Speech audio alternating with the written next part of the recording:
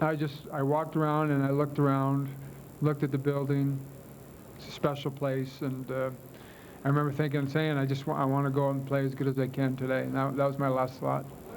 Being here with your dad, you guys have walked into a lot of rinks your whole life together. What was it like to have him with you? Same as any kid, probably same as you guys with your fathers. There's no relationship like father-son. My dad was a blue-collar man that worked 8 to 5 every day, that never missed a day of work, that, you know, never made over $35,000 a year, but everything he made, he put into his kids and his family. He almost died at one point and battled through it, and he's a good person. And you know, for people who know my dad, he'd do anything for anyone. He goes to hospitals, he visits sick kids. He's just a special man, and he happens to be my father. I told him I get all the accolades and all the glory, but really, truly, he deserves it, not me. Wayne, along those lines, we've seen a lot of pre-game ceremonies in sports over the years. I don't think I've ever seen anything quite as perfect as today, the length and everything, and I don't know that I've ever seen you have quite as good a time for that 20 minutes or so. I said the other day, I wanted it to be a celebration. I didn't want to be crying and all that kind of stuff. And yet, I said to John that, you know, we got a game to play, and in fairness to the Pittsburgh Penguins, they're battling for their lives, and we didn't want to disrupt them, although we knew there were going to be some things going on to expect that. Didn't want to make it so they were going, what's going on here? So John and the Rangers did a nice job at keeping it short, sweet, yet classy, and realizing that most importantly was the hockey game itself.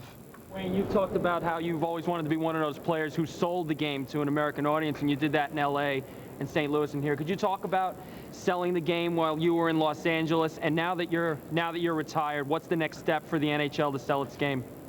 It's not my worry right now. I got a couple months off. I'm going to take some time off, and you know, it's a great game. There's nobody bigger than the game. The game is a phenomenal game. The game is growing. It's getting bigger all the time, I think. I take my kids down to youth hockey here, and people, the game is growing bigger and bigger around New York. I just think it's a wonderful game, and I think it's in good shape. Going to get better. I mean, how do you want people to think of you? How do I want?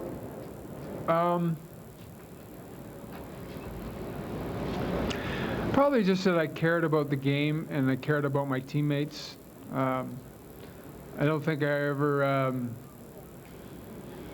played without giving an honest effort, whether it's an exhibition game in September or Game 7 in May. If you work and prepare and play as hard as you can, that's all you can ask for as a player. Some days it goes great for you, and some days you struggle. But if you do your best and prepare your best, that's all you can ask for.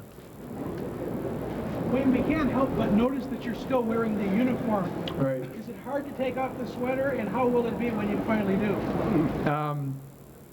I'd love to give you a really tremendously elaborated story, but the reality was that they told me you guys are waiting for me to get over here.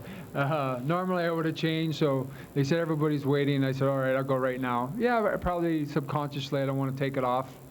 I'm not going to put it on ever again. It's hard. It's hard to take it off right now. I got to be honest with you. I don't want to take it off.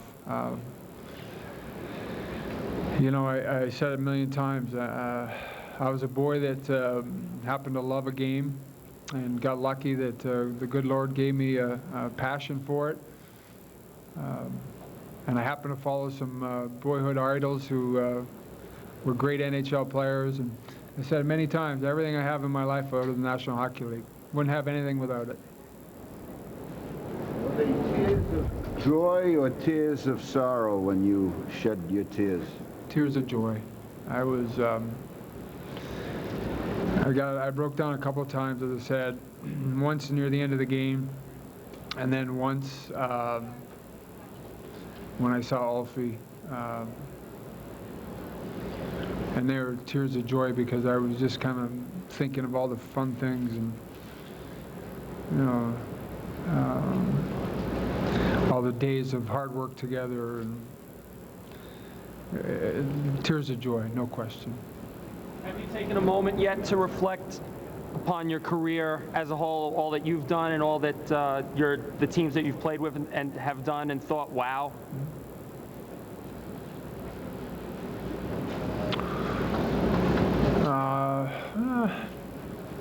I don't think that that's something that's in my personality, but for people who really know me, I know, trust me, I know mostly every stat in hockey, from Rocket Richard to Jaromir Jagr. It's my life. I follow it. I love it, and I stay on top of it. You're calling that stuff on the scoreboard today your greatest moments. A few of them may not have been your greatest moments. That's what Kevin Stevens said when he saw me singing. He said, "Now I know why you made it as a hockey player, because you had no talent there. You had to work hard."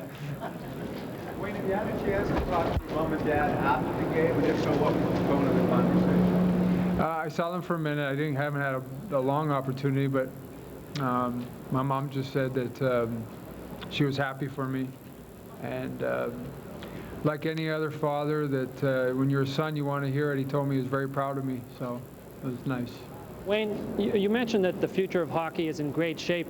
I was just wondering if you have any concerns about the future of the game in Canada, given the number of teams that have moved to the States and the financial pressure on some of the franchises as it stands now. Well, there's no perfect world, and we've always battled these problems not only in professional hockey but in professional sports, that small market teams and as you said, the Canadian teams right now, especially because of the Canadian dollar, has really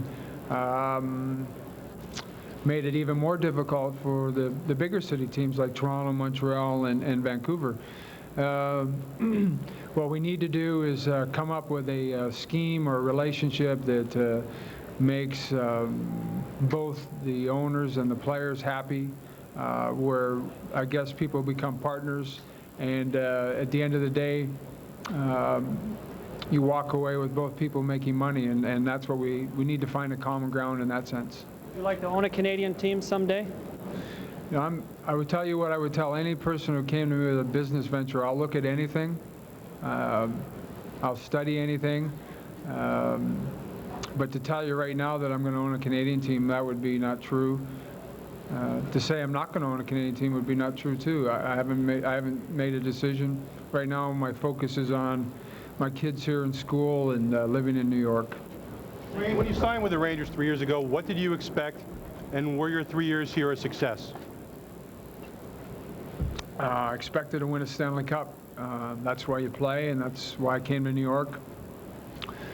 I came here to be a Ranger. I spent a whole year listening to Messier tell me how great it was to play here, and then I got to get to New York. I eventually did that, and so proud and so happy that I was able to come here. Obviously, this year was disappointing in the sense that we didn't make the playoffs, but you know, once the train starts rolling down the track, you can't derail it. And the train right now is rolling down the track as a young train, and they have to stay on course. And to derail it doesn't do anything for anyone. No one player is bigger than the team, whether it be Wayne Gretzky or anyone else. And they just need to stick to their game plan. But I'll tell you this, I loved playing here. I loved being a Ranger, and I was treated with nothing but class and respect from the organization and from the city. What are you going to do tomorrow? What am I going to do tomorrow? I'm going bowling. On Tuesday or Monday, I guess, Brian and I were discussing what was going to happen after Sunday's game. Little did Brian know at that time there was going to be a tornado come through in the next few days. So our plan was, after our medicals and physicals tomorrow, which I'm not going to and which I don't have to be at. I told John I don't need that. that we're all going bowling around 4 o'clock in the afternoon. So I'm going to spend the afternoon with my teammates tomorrow, a bowling party, and I'm looking forward to it. I'm going to enjoy it. Any good at bowling? Can I tell you, I've only bowled in Canada, and it's 5-pin, and they tell me here it's 10-pin. I've never bowled 10-pin, so I don't know if I can lift up the ball. That's what Langdon said. Yeah, Bob. On one of the final skates around, you stopped in front of a Canadian flag, sort of gave the thumbs up. Can you talk a little bit about what it means to have represented Canada internationally and what you'll think of the new words to the anthem? The new words at the end? Wow. I've known Brian for 20 years, and I thought today was a day that maybe we needed to play the Canadian national anthem, and it was nice for Brian to come in, and he's such a great entertainer and a good friend, so I'm happy he came here. I don't think those words are going to stick, but it was flattering. Every time as a child, I remember, one of the things I remember most was '72 Canada Cup. Ironically enough, one of the people you remember most is Tretiak, who was on the losing side because he was so phenomenal. But when the Canadians eventually won, I was 10 years old. And I remember sitting there saying, one day I'd be so proud to play and so happy to be a part of Team Canada. So in '81, when I got invited to go play there, Guy Lafleur took me under his wing, and it was a real special honor for me to play with him. '87 to play with Mario, as I said today, the best player that I ever played against. And to have the 3 games we had. And as Janet would tell you, the day that Bobby Clark called me last year to tell me that I was going to be on the Canadian Olympic team was like one of the most exciting moments of my career. I was so proud that to play on that team, and I was so thrilled that he would make me a part of it. And I had one of the greatest experiences of my life playing in the Olympic Games, and devastated, disappointed we didn't win, but sometimes it's not in the cards to win, but it wasn't from the lack of preparation, it wasn't from the lack of dedication. Our guys handled them and carried themselves very well, and it's an honor I'll never forget. What's good about donating material to the Hockey Hall of Fame? They can have everything they want. This sweater as well? Absolutely. I said the other day, when I was 13 years old, I used to go down the old Hockey Hall of Fame and just hang out and stare and look at pictures, and it was a great thrill for me to go through there. And if the Hockey Hall of Fame wants my uniform, then that's the only place it'll go, the Hockey Hall of Fame. Wayne, when you get a chance to get away from the game, what do you think will you look back at your great career, do you think it's going to be more special today for winning Stanley Cup for the first time? Oh, well, why don't you call me in 2 months, I'll give you my number. It's hard to answer that question today because today is pretty thrilling. Go to bed last night and dream of doing something in the game today? You know, like your last game, you're thinking, well, you know, breakaway last minute or... I was walking out before the start of the 3rd period, and I said to Billy McCreary, I said, okay, one thing. He goes, what? I said, even if we're close, I said, no penalty shot. I said, even if the guy gang tackles me, I don't want a penalty shot. You know what, I went to bed last night thinking I wanted to be ready, I wanted to play well. 2 things. I thought I played pretty well. I don't think I played bad. I thought I played pretty well. I had some chances. But the other side of it was I really felt bad for the Pittsburgh Penguins because, you know, they're fighting for their lives and nobody wants to hit me. Nobody wants to be the guy that, I mean, when I ran in, I think it was, I don't even know who I hit there in the high slot in the 3rd period. He was trying to get out of the way and I was trying to get out of the way. And all the guys said, well, you got to hit your last game. And I said, believe me, I didn't mean to.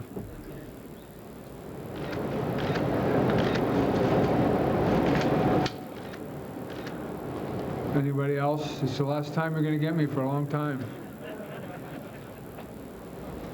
Well, I want to thank everyone very much.